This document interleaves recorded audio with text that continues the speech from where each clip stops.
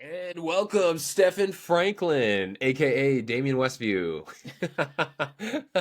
First person we've spoken to with an alias. You know what though? I love it. I actually like it because it's like if you feel a little uncomfortable with it and you're like, "Oh, maybe I need an alias," just do it. Like why not? Because like if that's what's going to actually stop you at the end of the day, fuck it, you know? It's for your James own and Jason, protection. yeah, James and Jason tell that story because when James first started working with Jason, Jason had an alias. He was like Brad something. That's how they met. Yeah, that's where I got it from. That's literally I was like, well, if he can do it, why can't I? That's genius, really. Yeah, it's a good way to think about everything in this group. If that person can do it, I can do it. Yeah, exactly. So basically, how we like to start these is if you could just give us a little bit of a rundown of, I guess, how you would explain what you do, the services that you offer, and yeah, how you got started in LMV. I mean, we'll definitely get into it, but yeah.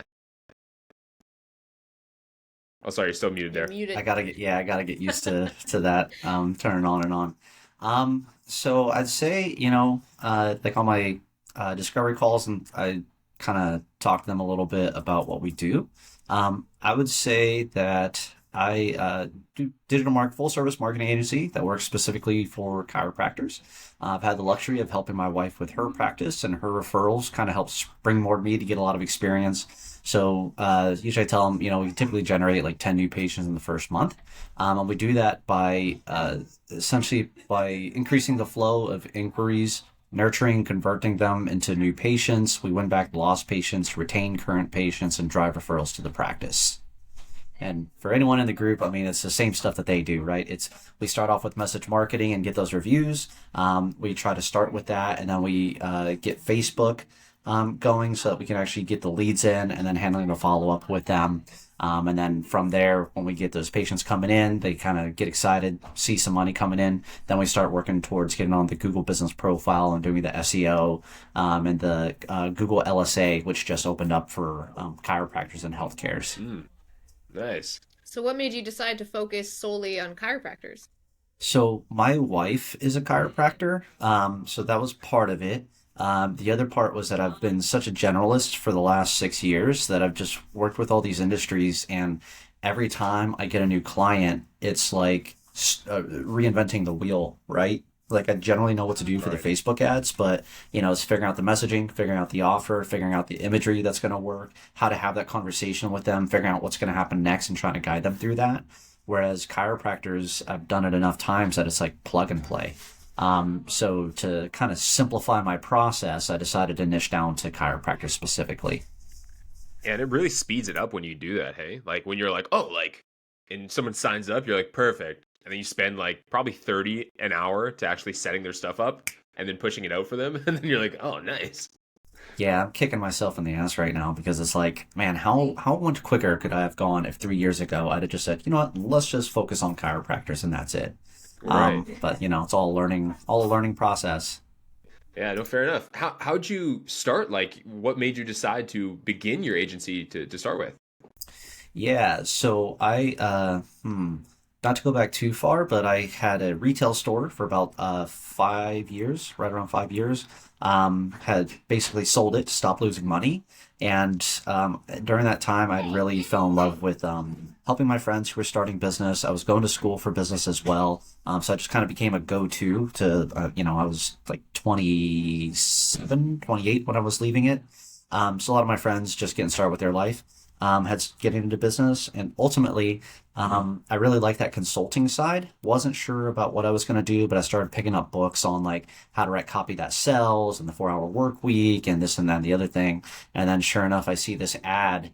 I think it was like this weird ad of like two faces and a bridge between, talking about being the bridge between local businesses, and clicked on it. And it really resonated with me, and yeah, and then that was, of course, local marketing vault. Wow. So did you were just like learning about marketing when you first like were like, oh, like I'm kind of interested, and then you saw the ad?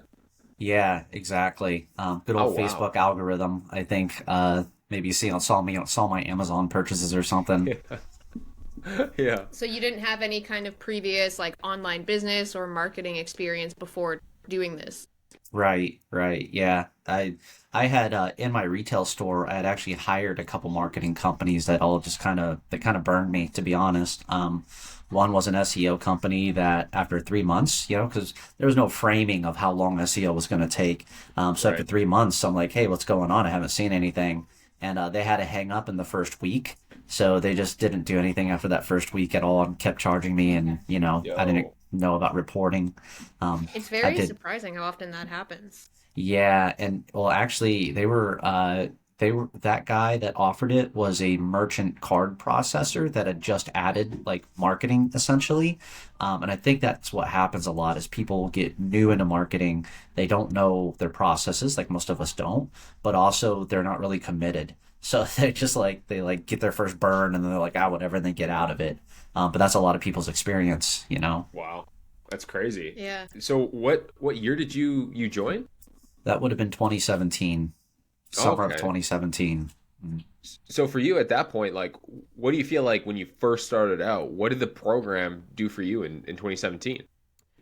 It gave me a lot of empowerment and stress, a new kind of stress, because I just hadn't done it before. I'd never had to do sales, right? When you have a retail store, people come into you.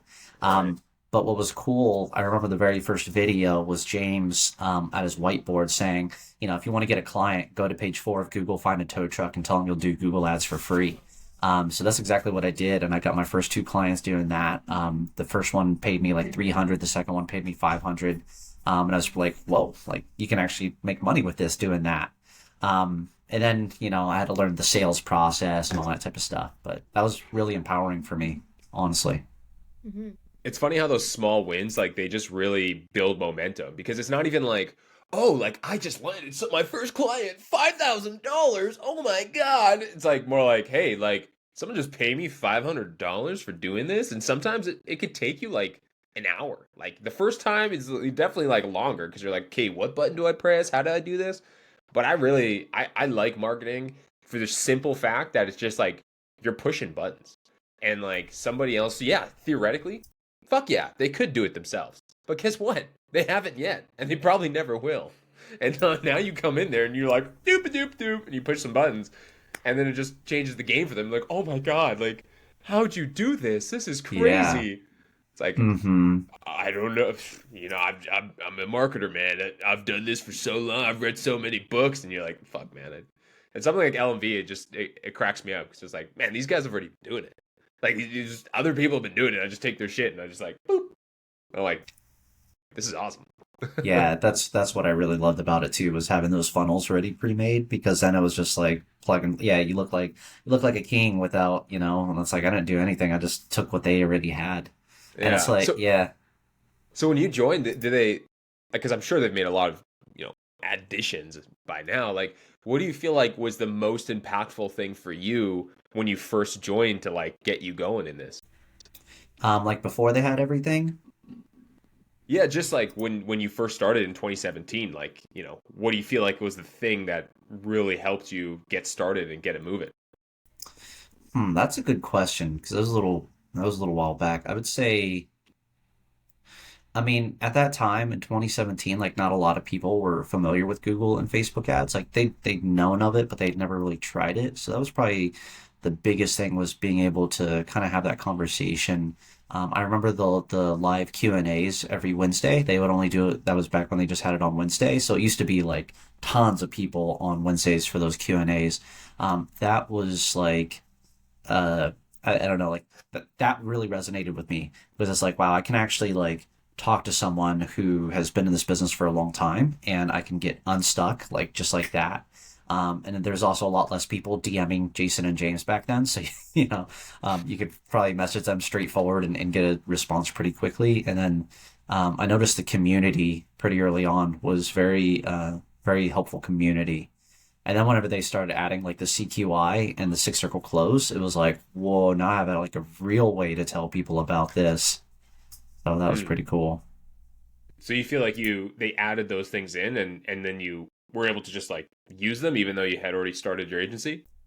Yeah, because I really struggled in like I'd say the first 6 months. Like I kind of been in and out of it a few times. But the first time, I got those clients, and then what was really the kick down under was the losing the first client. Was I think I had a financial advisor that I had brought on, and got them some leads, but they couldn't get a hold of the leads because this was before any of the automated follow-ups. And so I was really bummed out for them to leave. And then my one of my tow truck guys went through like a divorce. So he was Oh, like, "Hey, I'm actually like, stepping away from the business for a little while." And that was just like, and like, I was like the sobbing child for a little bit until I got back into it.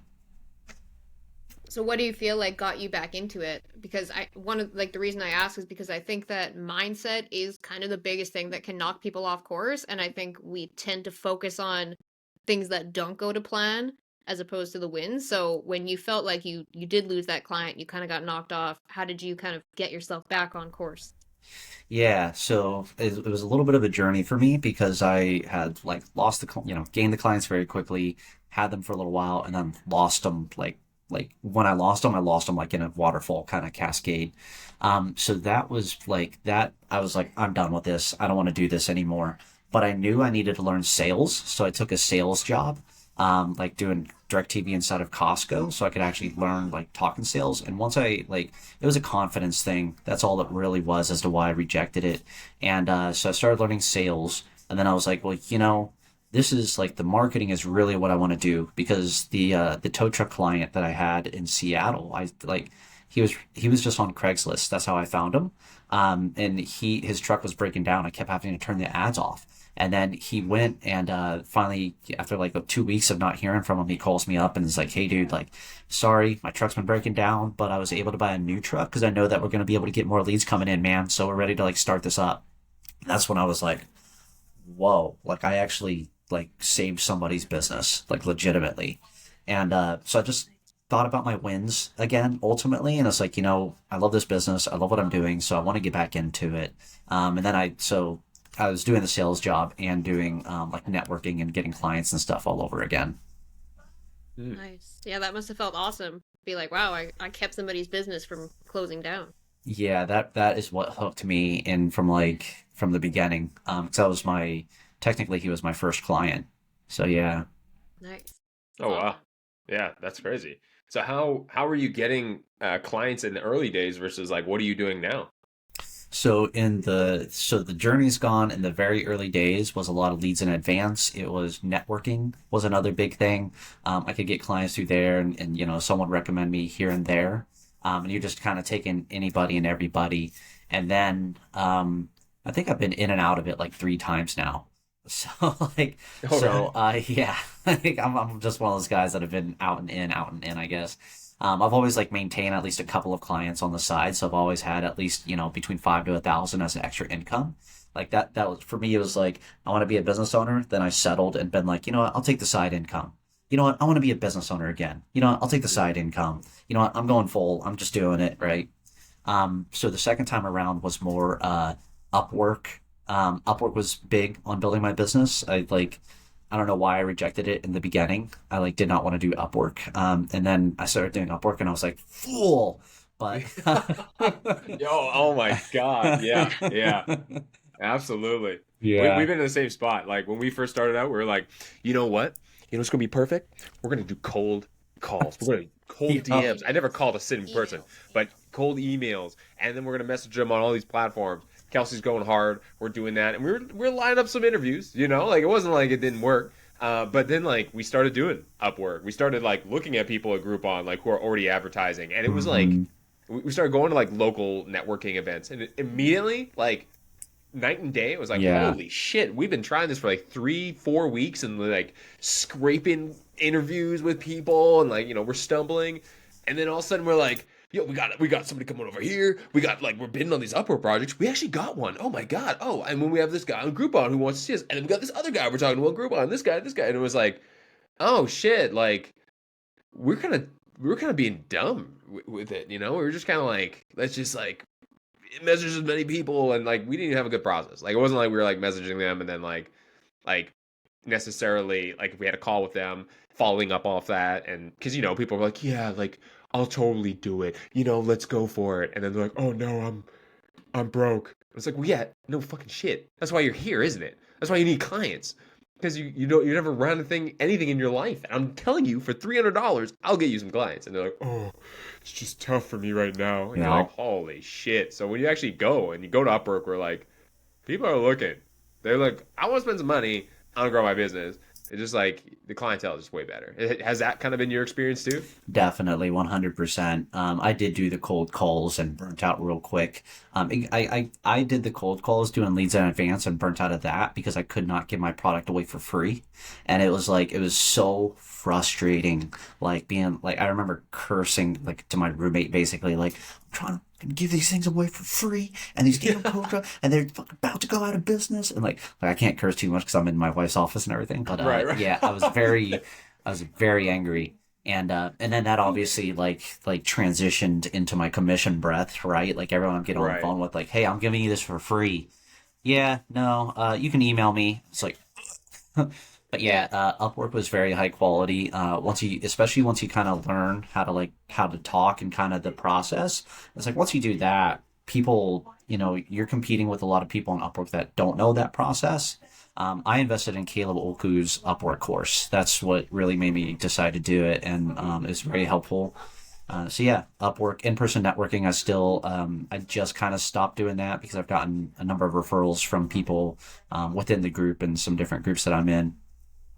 Mm. Yeah, because I guess, I mean, you've been in the group probably since its very early days, so I don't know if they had a lot of extensive Upwork training and stuff when you first got in.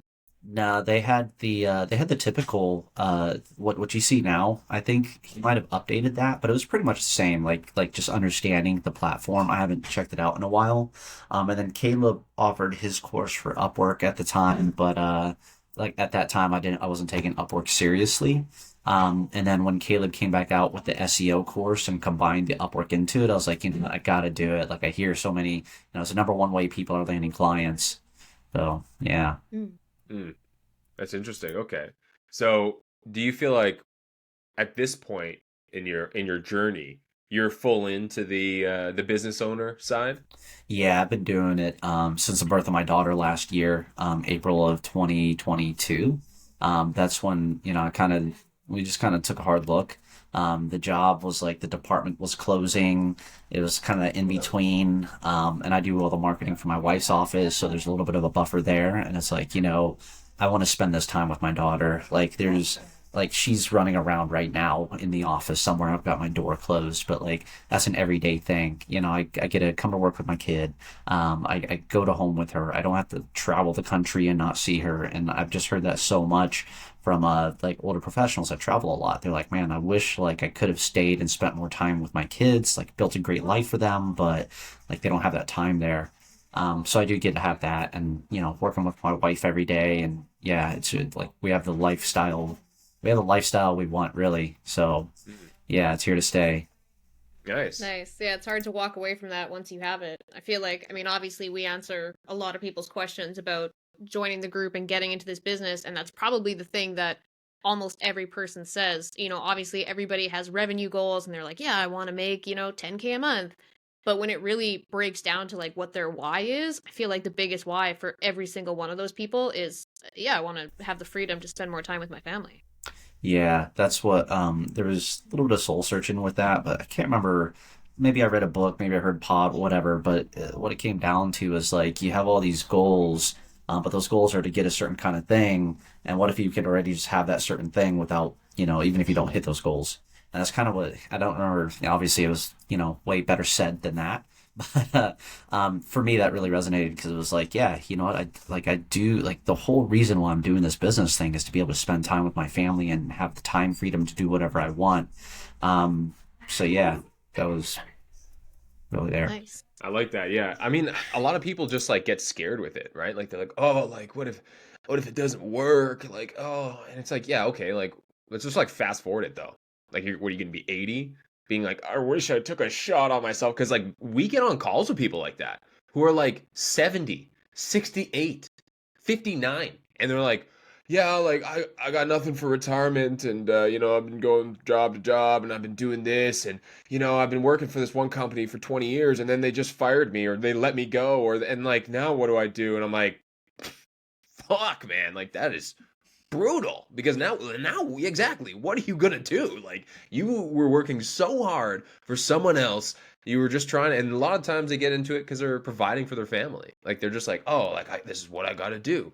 But it's like, okay, well, imagine if you just like grew some balls and you just did it for yourself. Like imagine, just crazy idea, right? Imagine you were home right now. Imagine. Do you get? Yeah. I play a lot. I used to play a lot of VR. That's what all the kids say Oh on yeah. there. Imagine you were good. Imagine you were good at the game. But, but yeah, I met a guy. Well, I went to this mastermind in Phoenix, Arizona, a few weeks ago, and the dude that put it on, very successful. But he told us some of his story, and he's got a tattoo on his hand right here, and he said it was WIIDWO, and he said he used to write it on his hand every day. It stands for "What if it does work out?" So he said that he was writing that every single day, and after 2 years, he was like, you know what, like I'm kind of tired of writing this, so now it's tattooed on his hand. Yeah. But seeing that, what if it does work out? I was like, that's a really good mantra to live by. Yeah, I think that's kind of the mindset you have to have because even, for people considering this program, you can look at, the investment to it and everything and think like, okay, well, what if I can't do it? But it's like, what if you can do it though? Yeah, and it's like it's so crazy too because it's like once you get into it and you figure out kind of the process like Upwork, right? Yeah, it's a little bit of a grind, but at the same time, like it makes it so easy to find clients if you're just consistent with it. That was the biggest thing for me with that was like once I was sending 5 a day, because that's what Caleb says, like find good five good jobs and send proposals every day. And it took me like I think 2 or 3 weeks to really get my first like client, but then they all just kind of started coming in like shortly after that, and it was like this is what I needed to do pretty much the whole time. So on Upwork specifically, are you actually, because I know how Upwork works is that, if you want to boost your proposal to the top, you usually have to use your Connect credits to do that. And to keep those Connect credits, you have to put money in. So do you find that you're putting your own dollars in to boost your proposals to the top to make sure that they actually see you, or how are you kind of strategizing that? Yeah, I haven't done Upwork in a little while now because I'm getting the referrals, but yeah, I was paying for the connects. You pretty much if you're gonna say you're in business, you need to just suck up a $15 fee to be able to send out proposals on Upwork. That's what I learned. It was kind of like it is one of those things because I think we get stuck in this mindset of, oh, I absolutely can only spend whatever the business makes me, even though I've got a full-time job, right? That you can take some of that money and funnel into it. But yeah, because like for $15 a month and you get 85 connects, which you can probably send out at least, you can send out quite a few proposals with that and actually land a job. There's nowhere else that I think you could get a better ROI. Like if you put a Facebook ad into $15 into a Facebook ad, like you get like a couple likes on your post, maybe you might get one lead that's not going to respond to anything. You can cold call, but that's a grind. Like who really wants to do that? Cold emailing, that's all that process. In-person networking events, you usually have to pay for like a lunch or a coffee or something like that. Like, yeah, so to be able to do it from my own home and $15 for however many connects, and yeah, I think it's well worth the investment. Yeah, it ultimately comes down to what you want to invest more in. Like you said, you can pay $15, get a bunch of connects, boost your proposals to the top to get yourself seen, or you can save that $15 and spend way more fucking time trying to find somebody to take you on as a client. Hmm. So is And it just sorry, is it just $15 for like You, 85 connects or I what don't is know it? what it is exactly, but yeah, you pay a lump sum. There, it's not too bad. Like you can pay $40 and get a whole bunch of yeah, connects, but you can also use them very quickly because if you're applying to a job where a lot of other people have applied, you might have to use 20 plus connects to, I mean, even more sometimes to get your proposal in the top three so that they Mm, actually see you. mm. So, I should say, I think Upwork has a $15 a month plan that $15 gets you like 85 or 120 connects or something like that. And then, yeah, you just load your account with the connects, but however much it is, I think it comes out to like 15 cents a connect or something like that, or Wow. probably even less than that, maybe 5 And cents. and But the it's connect is like you put it on the proposal Yeah, so to like it's boost the it. the connects are like your bids. So some proposals they look at, and I guess Upwork has their algorithm that they say, oh, this job is worth at a minimum 8 connects, right? So then you got to bid Mm, 8 and you can boost more. I do boost, but I don't try to be number one because oftentimes number one is like, it'll be an asinine amount. It'll be like 35 connects for number one, but number two Yeah. is like 8 connects or 9 connects. right. And at the end of the day, like as someone, I hire people off of Upwork, I don't see how many they bid or what number they came in. I just see it says boosted. So more so than anything, I think what's most important is having a really good headline for your portfolio, having a good picture that stands out, and then like, something in your proposal that actually catches their attention because they can see, I think it's the first 200 characters or so. So you want to have something in that 200 character, just like emails, right? You want to have your header as like your subject line, and then your first of your proposals like that first line that they'll see. You want that to be relevant to them and actually like get them to want to click on that. Because I'll oftentimes hire someone that didn't boost their proposal. I'll look at ones that was boosted and I'll be like, oh, that looks cool, and then I'll find someone that wasn't boosted and I'll be like, oh, this is perfect, and I'll just pick them. Mm. Yeah, I was actually going to ask you, as somebody who then is on the other side and you hire people off Upwork, do you find that you typically are hiring people who boosted and are in that top three, or do you actually take the time to look through people who didn't boost? Yeah, so now I'm thinking about how I do it, right? And so I obviously you notice the thing that says boost for them because it's a little bit it stands out, but it's not a huge thing. It's not like everyone is black and this one is orange, right? It's really that kind of that headline and their proposal, that first little chunk that I see. That's what I'm really scanning through as I'm looking through the different all the people that have messaged me, and I don't look at every one of them because it's sometimes it's just way too much. So like say that first little chunk is what's most important, and then their image does stand out. Like some people will put like an orange background behind them or something like that. That just catches my attention, and I'm like, oh, okay, and then I'll take a look. Mm. Ah, that's very smart. Like what you put as your image could actually affect the jobs you get. Interesting. I bet you a lot of people don't think about that because a lot of Yeah. people don't even take the time to put in their profile image. Yeah, those people should think about Caleb's Upwork course because that's where I've learned that from. Yeah. No, it makes a lot of sense. I mean, you Yeah, catch eyes, you catch attention. yeah, exactly. Mm, okay. So in terms of the business that you're running now, I'm sure like you still have some clients that probably aren't in Cairo, or you just yeah, you do. Okay. But now Yeah, moving forward, you're just like, okay, I'm just going to focus on chiropractors and dial in that process and then be able to kind of increase your price over time. yeah. So I guess exactly the way I could kind of explain it is that I'm marketing myself towards Kairos, right? Like all my messaging, all my language is going to be, I do this for chiropractors. But, someone from a BNI group that I was in actually had a realtor reach out that said she wanted to do SEO. Well, I can fulfill that. So I'm going to take her because I need to pay bills. But, I'm going to be talking about going after chiropractors. And whenever I show off that result, it's about the work that I did. That would be the same work that I do for chiropractors. Right. Mm, Okay. gotcha. Okay. So um when you're trying to get new clients at the moment, is it mainly referrals that you're dealing with at this point, or is it you Yeah. still Upwork a little bit? I haven't Upworked in a little while actually. I typically it's referrals, and I do a lot of like direct messages out, so outreach on my Facebook profile, Mm, and that's basically building the audience by finding people who are in my market, adding them as friend requests, trying to get them into my actual group is like that'd be really cool because it makes it a little bit more buy-in. If not, then I basically just send them a message to try to like have a normal like human to human conversation with them. Like, hey, how's things going? Saw your name and face been popping up all over the place. Just thought I'd reach out and say hello. How's things? How's the chiropractic journey been treating you? And kind of get that conversation going that way. And then if they respond back, then it's more so about like, hey, I have some different marketing assets in my group. I'd love to be able to tag you in one of them that might be relevant for you. Is it cool if I just ask you 2 to 3 questions that so I can figure out what to tag you in?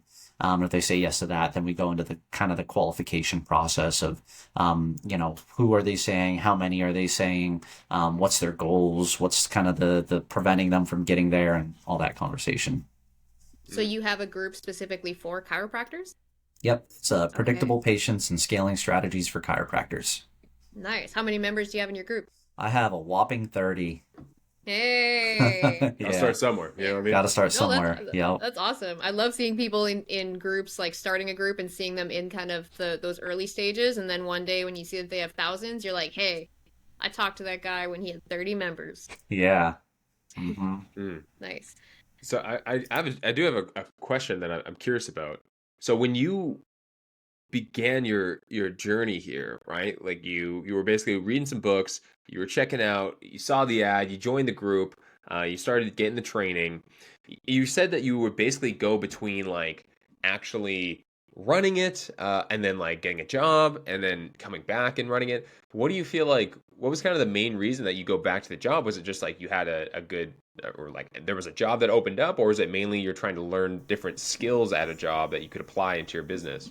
Yeah, that's a so the first one I took was the sales job because I was like I'm very introverted, like, that's like all the tech guys in their group, right? Like very introverted, don't really like talking to people, don't know how to have that conversation of persuasion.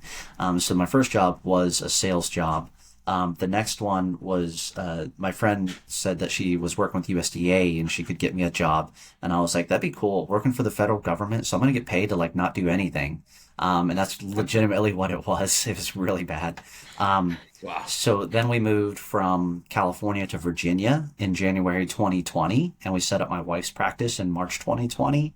And so COVID had different plans for us. And I mean, we kept the office running, but whereas I was like networking to try to get my business built, everything was taken away, right? The 2 weeks to flatten the curve became 2 months, became 2 years. So at that point, it was like, you know what, like, we moved to the East Coast, saved up everything, sold all our crap so that we could run this business. And like, I need to get a job. So that I got a Mm. security job, had started picking up clients on the side again. And then I had found a job with a corporation that I really liked. It was all about like societal change and kind of this, libertarian center right sort of mindset. And it was a emerging markets team is what it was called. And I was like, you know what? This would be super cool to do. This is like what I'm doing now, but at like a huge corporate, $1 million projects and stuff. So I got into it, and it was really cool at first, but then it was just too corporate-y. Like there was the office Mm. politics, there was their unlimited PTO plan that wasn't actually unlimited. It was like after like a few months, they were like, my supervisor was like, "Hey, you're taking too much time off." I'm like, "But you approve it, so like, like, so don't approve it. I don't just tell me." And it's just all these little things that made me be like, I can't, I gotta go back into business for myself. Like, I can't handle this corporate, like, I don't know. It just felt icky. It's the best way I can Yeah. say it. I loved Yeah, what I I think once did, but yeah, the corporate side of it kind of killed it. yeah, I think once you get away from that corporate structure, it's almost impossible to go back because you're like there's things that I think about now from my days of working in corporate and the whole like having to ask permission to take your vacation days and having to ask permission if you're like I would like to dip out early today for an appointment or whatever. Like it kind of feels like the illusion of freedom, but you're not actually free. And it's weird to think of going back to that once you get away from it.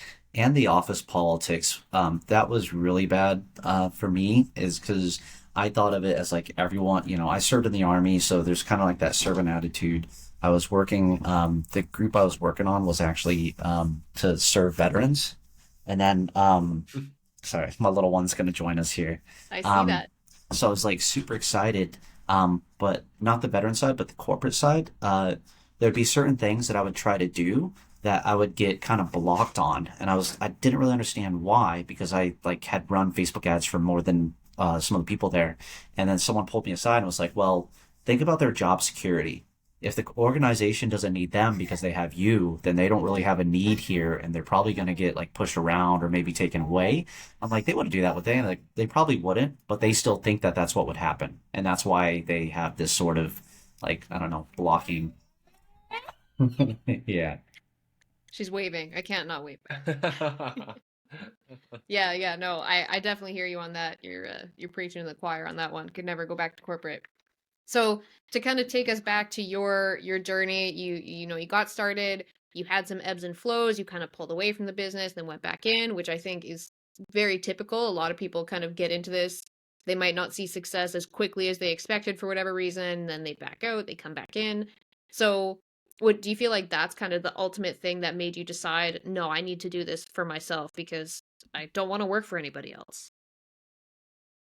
Yeah, yeah, I would say uh kind of working in a place that I thought was going to be like the unicorns and rainbows and figuring out like this is all the icky side of it was really like now what? You know, because the dream of getting like this corporate job and being cush still had that like that negative to it. I guess you could say the grass is always greener on the other side. And then yeah, and then my daughter being born was really big too because we really wanted to be able to have the family time when we want family time. Mhm. Right. Okay. So how do you think you went from that where you were like kind of doing it part-time to now obviously you're very active in the group and I think you even help with, the live calls, helping people with pay-per-click ads and stuff. So how did you kind of make that transition to being as involved as you are now? I think part of it, I mean, the springboard was Jason reaching out and saying, "Hey, we're about to do the campaign reviews. Do you think you can handle Google pay per click?" And a lot of people feel imposter syndrome, and I always do, right? So at first I was like, God, like in front of like there's like 7,000, 6,500 people in here. I don't know if I'm the best. And he's like, dude, like it's the same process every time. If you can do that process, and I'd run Google Ads. So once I started doing that, that was like the springboard. And then also, I just started thinking about when I first joined the group, like it wasn't crazy for people to hop on a Zoom with you at 8 p.m. at night and kind of talk you through stuff and being like, oh, dude, like this is really helpful. Can I pay for your time? And I'm just being like, nah, man, just like, pay it forward. And so now I feel like I'm actually at a place that I can do that. Um, Mm. and so that was really the big thing. I mean, I really love the group. The group is so supportive, and the people in there are so supportive. Will help you with anything. Yeah, I've Yeah. been noticing that a lot as well. Like a lot of different support happens in the group. A lot of people make effort to actually comment, and that's something that's just it's awesome because it's like, oh, like imagine like you imagining it. Imagine you have like the help of somebody who runs these campaigns and like has been running them for 5 years, 10 years, or whatever it is. You can get a lot of help from people doing that, right? So it definitely makes it a lot easier. What do you feel like your when you were just kind of getting clients on the side, right? What do you feel like your revenue was at when you were just getting clients on the side, like per month roughly? And like now that you're full time, you're transitioned, you're like, hey, I'm going to grow this company and I'm getting all these referrals coming in. What do you feel like your revenue average is now? So when I was just doing it on the side, I would say my revenue average is probably between like 500 to a grand. Because I usually only had like 1 to 3 clients. It was usually a chiropractor, a tow truck, and then a random one of the two. That's basically what it came down to. Now, it's kind of up and down. Like I think last month I think we were at about like 12K last month because we include like ad spend and stuff like that into it as well. And it was a multi-location AstroTurf. I'd say it probably floats somewhere around like 2 to 4 on average. Nice. Okay. And I know you partner with a lot of people in the group, right? Like people who will like find deals and then refer them to you.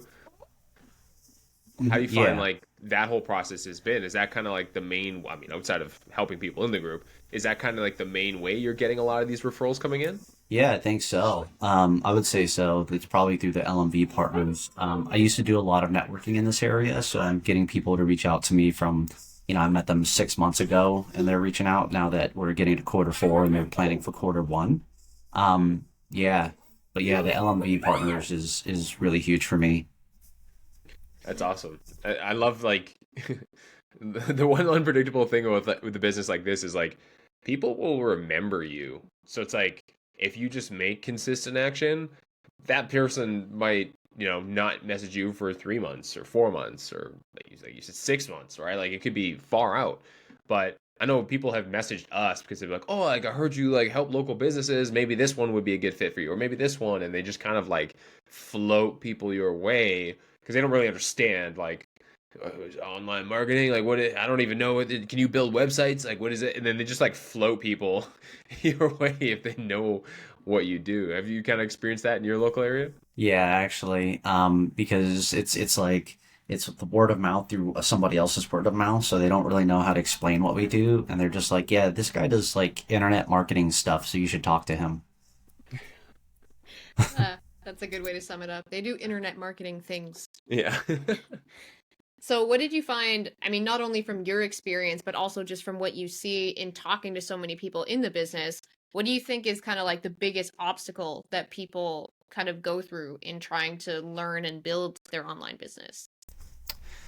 I think the biggest obstacle, that's a good question. I would say it's like I hate to say mindset is kind of that answer, but I think that really is what it comes down to is they get imposter syndrome. They don't really believe in themselves. They get a client and then they kind of butcher it and then they like can't recover from that because they're like, oh, I knew it all along. I knew I didn't know what I was doing all along. But you know, it's the normal cycle. I've learned about the emotional cycle of change, and we actually coach our clients through the emotional cycle of change. What is that like when you get involved with something? Like it always starts off like planning is never, planning is always perfect, right? In the plans, everything is going to go this way. And then you start implementing it, and then you kind of get this highs where you're like, oh, I got my first client, so awesome. And then you start doing the work, and that's when you start falling into the valley of despair because you're like, I don't know what I'm doing, and blah, blah, and you start getting all stressed out.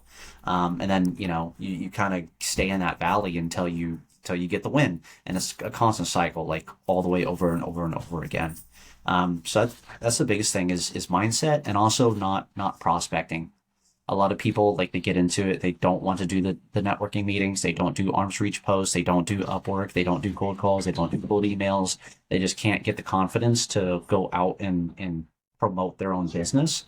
And you'd be surprised how many people basically fail because of that, because they just never even tried.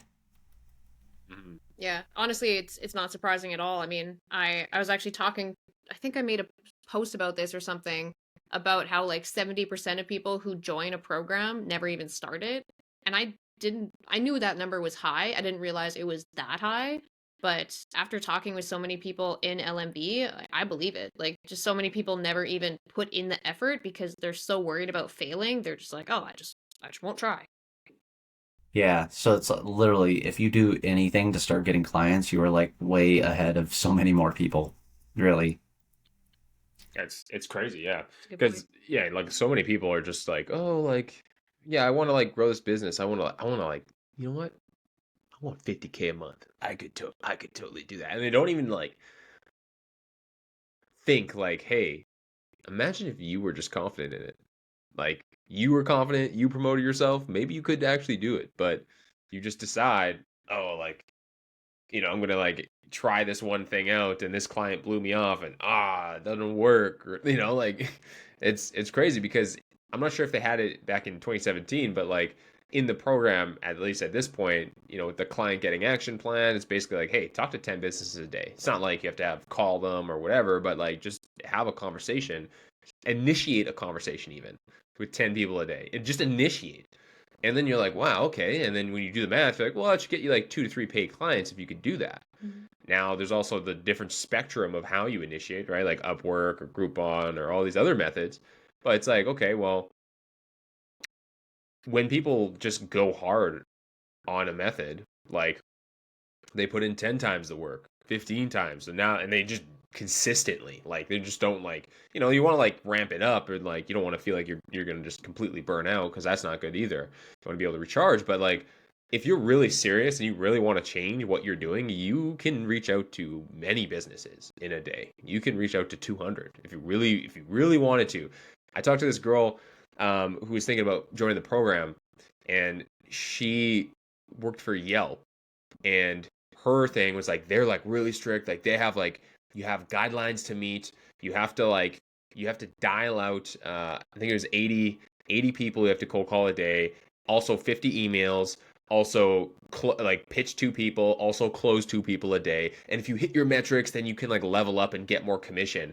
And I was like, oh my god, like how much are you making? And she's like just the base salary right now basically, because like her commission's like low. And I'm like, all right, like interesting. So it's like 3K a month. Yeah. Okay. All right. How many deals have you closed? She's only been working there like 3 months. She's like, oh, I've closed 12. I'm like, damn.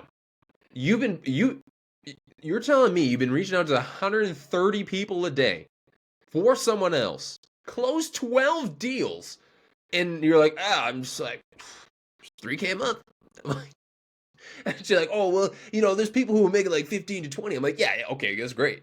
But those 12 deals, if you just did that shit for yourself, that's 12 grand Yeah, a that's month. 12K. Yep. And then, like, just assume some of them dropped off in 3 months, right? Like, the average attrition, I think, churn is around like 3 months period if you're doing it, right? So it's like, let's just say 2 dropped off in that period. That's still 10K a month, man, because you were putting in the work.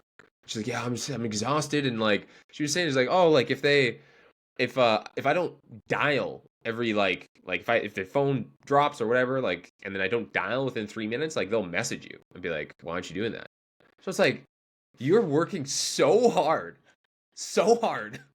for someone else. Mm-hmm. Just start this. Like, I was like, what are you doing? Like, start this shit right now, because you're already like, you're just developing all the skills. It's like, oh yeah, like, might be there another year or so. Like, I'm learning a lot. It's like, you're just dialing. Like, that's what you're doing, realistically, you know. And Yeah. it's crazy to see that shit. Yeah, that's very grindy work too. It's not like, it's not like passive work. It's like Mhm. actually having conversations, getting hung up on. A lot of people have a bad. I paid for Yelp when I had my retail store, and it was terrible. I'd never do it again. And whenever I hear someone that's like, "Oh yeah, I'm getting calls. I just paid Yelp. How's it going for you?" And then you can get people to just open up on it. So yeah, it's Yeah. very tough. Yeah. Yeah, because like you're bound to their platform.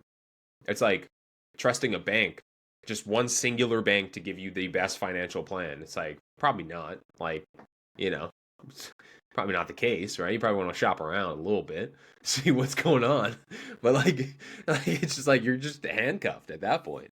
So I totally agree with you that it seems like the majority of people who don't make any business really, but specifically this one, work, just lack of effort, like Mhm. lack of consistency.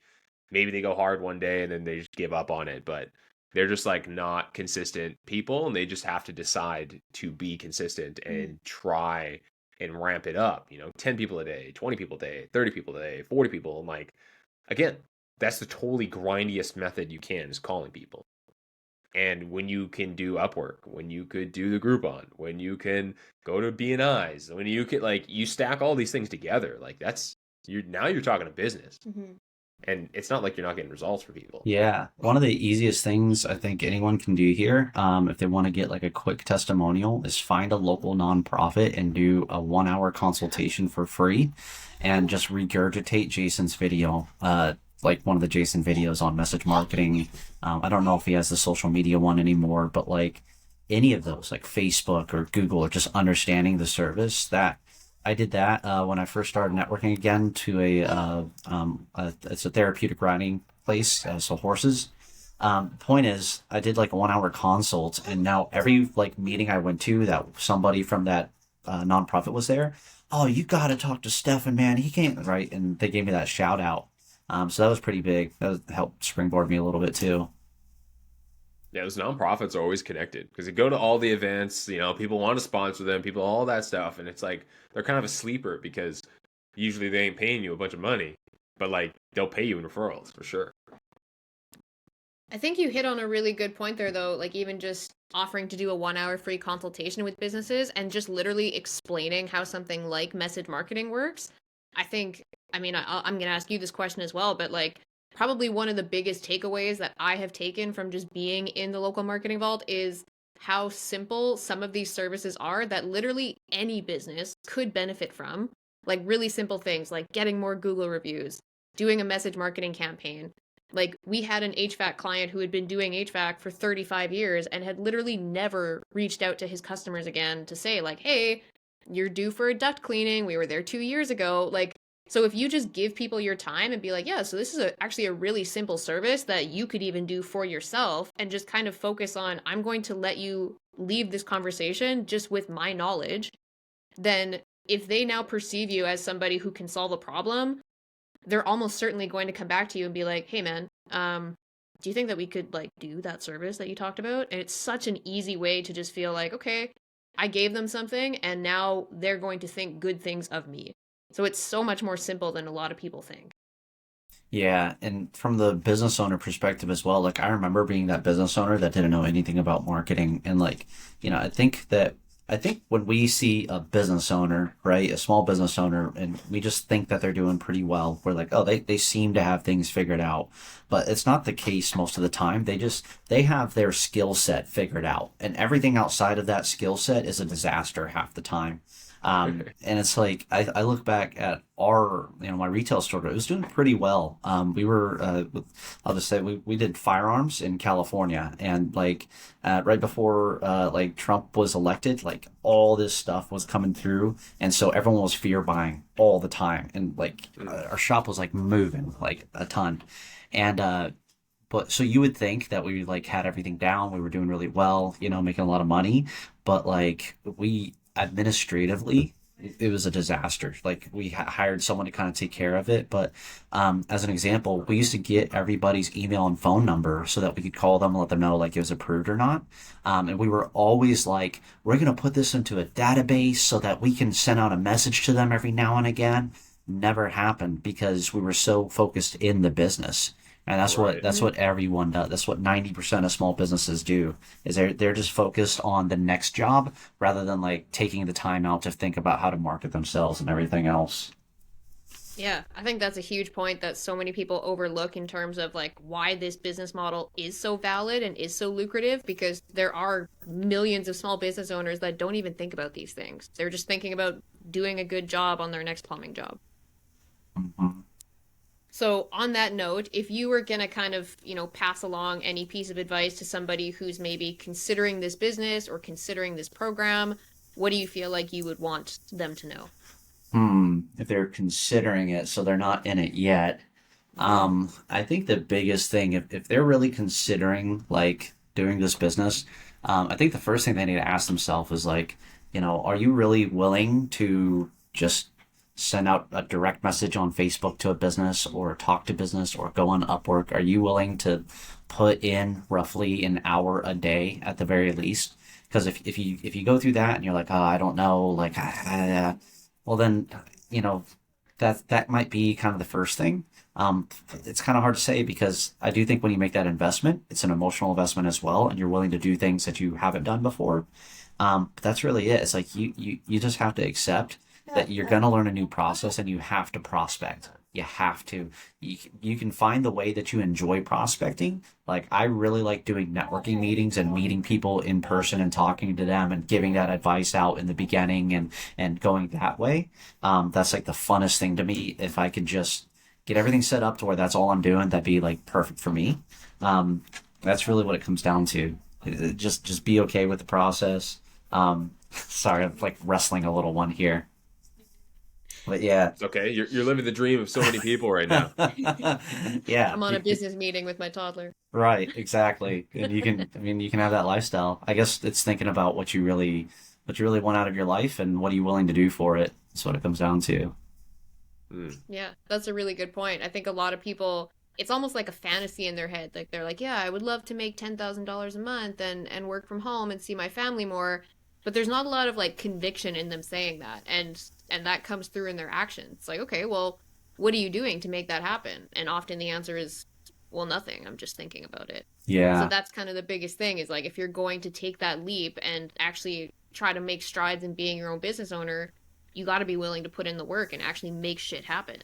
hmm And it's like you also gotta remember, like, I don't want to like categorize or stereotype that, like, but a lot of times, like, employees tend to think small and business owners tend to think big, like successful ones, I should say. And that's not to say, like anything bad. It's just that when you think of the employee mindset, you think about a really good job as like $150,000 a year.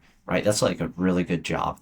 But when I went to that mastermind a few weeks ago, and I was talking to these guys that have $40,000 a month agency, $60,000 a month agency. One guy there was well over $100,000 a month, and you're just thinking about it, and you're like, what? Like, like in my mind, it's like, man, if I can get to 10K a month Yeah. consistently for a year, that's like life is made. And then you just talk to these guys that are like, if they were making 10K a month, that would be a failure for them, But it really opens your mind to be like, this is what's possible. Business, who is it? Jim Rohn says that wages will make you a living, but profits will make you a fortune. And I really believe that. Yeah, and I think a big part of that too is, I mean, you're obviously in the LMV group, but you've also exposed yourself to other masterminds and stuff. I think that that is so huge in just like surrounding yourself by people who are doing what you're doing and also doing what you're trying to do. Because it really does kind of expand your mind when you meet people who are pulling in, 8 times what you are, and you're like, oh man, like I relate to you a lot. You're very much like me. So I feel now that I could do it because you are doing it. Hmm. Yeah, and if they can focus, that's probably, man, because there's people all the time that come into the group that they like kick off right away. And like, for as me being in it for a while, I'm like jealous almost because I'm like, wow, they've been in for 3 months and they hit 10K already. But they Yeah. just focus. That's all it is they just focus while the rest of us get like, complacent. Oh, I have my own time, so I'm gonna, yeah, I could do Upwork, but how about I work on my website instead? And let me work on my Facebook page instead, and you just Yeah. gotta be forward about it. Yeah. So that was actually the last question that I had for you at least. We always like to ask people part of kind of being your own boss and kind of a dilemma that comes with that is your time is your own. And I think a lot of people once they get to that point realize that they're maybe not as good at managing their time as they were when they were employee and they had somebody telling them like, "Hey, you need to do this today." So when you kind of made that transition to being your own boss and your time is now your own, did you find any kind of little like tricks or habits or hacks that you found really helped you in getting shit done and kind of staying organized? Yeah, so in the beginning, it was kind of time blocking on my calendar and trying to live by my calendar. But I'm like, I don't know if it's my ADHD or human or what, but like everything I can do in the beginning for a little bit, and then my brain will wander and something different. And so what it's come down to for me now is that the first half of my day has to be about proactivity. I really try not to take any kind of sales calls. I try not to react to emails. I don't react to my phone. It stays face down on silent until 1 p.m. Usually around 11 or 12, I try to go eat lunch, spend some time with the family. And then after that is all of my reactivity. So if you can start your morning with proactivity, getting those proposals out there, doing your cold calls, cold email, network, whatever it is that you're going to prospect, the rest of the day is kind of a win. Because even if you don't get anything out of it, like you're still moving the needle a little bit forward. Yeah, no, that's a really good point. I think a lot of people probably prioritize the other stuff and then they never take strides forward on the shit they're really trying to get done. Yeah, I'm known for doing that, and I'll just say that when you do that, you put your mindset into reactivity. When you get on the computer and you get that message and it says, "Hey, something with the campaign," you go, "Oh, let me fix this real quick." It's too easy to go from that to your emails, respond to those, and next thing you know, it's 3 p.m. and you got nothing really done. So Mhm. that's been the biggest thing for me is proactivity in the morning until about somewhere between that 11 to 1 time frame, and then I'll start, communicating and reacting to things. Mm. Nice. That's That's good. good. So you kind of touched on this, and I do have a last question here for you. Um, when you, since you've been in since 2017, what do you feel like the people that you've seen come through the community, what do you feel like are the traits that they have that make them the most successful with not just this program, but like specifically like running this type of business model? It's like imperfect action is the thing is first off is prospecting. That is like the foundation of a successful person. Because if you don't prospect, you're not going to get clients in, and you're just going to churn. So I would say it'd have to be the prospecting. Another thing is kind of like niching down. Is after you kind of get this wide gamut of clients and you figure out who you actually enjoy working with, is just focusing on them. I've noticed a lot of the successful people have just either they focus on one niche or they focus on one service, or whatever it is, but they simplify it and keep it, there. That's the one thing. So those are kind of like the two main things, and then asking for help in the group a lot. If you look at like some of, me or Kate or Terry, if you could find some of our older posts, you'd probably see a lot of posts about like how do I do this and getting on those lives to make sure that you stay unstuck. Now I think more recently, I think the people who do really well are those who partner with others, are those who say, hey, you know what, like I can talk to people, but I want someone else to do the tech and kind of show it to me. Or the tech person that says, hey, I can do the tech, but I need someone to do the sales. Honestly, it's the people that will go out and talk to businesses that do better than the tech people, because everyone in the group wants to do tech and no one wants to do sales. This Hmm. is kind of what I've noticed. That's interesting because I feel like obviously Alex and I we help people join the program. We help with some of the sales calls. And I feel like I talk to people all the time who tell me, "Yeah, I want to talk to people. I love talking to people. I don't really want to do the tech stuff." And I always tell them, I'm like, "That is fantastic because there are probably thousands of people in the group who would love to just do the tech stuff and have somebody send them leads." Hmm. And I think you hit on a really good point there that I think not even with this business, but with a lot of businesses in general, people will kind of assume that like if they don't love all of it, then they shouldn't do any of it. And I Hmm. think that you can really take what you learn in this program and mold it into a type of business that really excites you. Yeah, that's really, I think so too. Yeah, and they just, I mean, talking to people, I guess I should say like the prospecting is what a lot of people don't want to do, is what it comes down to, because it does seem like a lot of people just want to talk to people. But yeah, that's just something I've noticed with a lot of the partners is like a lot of people will offer to do tech, but not too many people go in the group and offer to do sales. Yeah. Yeah. I've seen people come in and be like, "Hey, so I do cold calls, and I'm looking for people to partner up on these things," and it's like hundreds of comments, like Yeah. so many comments, Yeah. because people are like, "Oh my God, like this is awesome!" Like, yeah, yeah, for sure. Because I mean, it does sound good. Like if you do the tech side, basically clients are just coming to you. Yeah. Like that's your thing, right? So it's like that's great. Yeah. Yeah. you know? And it's funny too because people who are really good at sales tend to not be really good at the tech. It's like it's almost like left brain, right brain or something like that. I've just noticed. Mm-hmm. And so like I almost prefer a salesperson that can't talk any tech because I know they're good at sales at that point. It's just I don't know. It's been a trend. It's my sales partner is kind of like that. She's Yeah. Yeah. awesome. Yeah. I mean, that's basically when we came into it, we divided and conquered, and I was kind of the front end person. I was doing all the outreach, all the prospecting, and then Alex handled a lot of the fulfillment. And sometimes when I'm talking to people about the program and they'll ask a more fulfillment question, I'm like, you know what? I'm not gonna lie. My partner did the fulfillment. I was the salesperson, so I'm not gonna try to talk out of my ass here, but I can ask him. Hmm. Yeah. And I think people appreciate that because too many people, especially if they've been burned by a digital marketer before, that's the theme with digital marketers that have burned someone is that they acted like they had all the answers or they would kind of fluff over it and try to excite the person, right? It's like, man, we're going to get you a boatload of leads. We're going to kill this. We're going to crush this. And then, boatload of leads is different to the customer than it is to you. You know what I mean? So Hmm. Yeah. Absolutely. All right, Stefan. Well, Yeah. thank you so much for your time.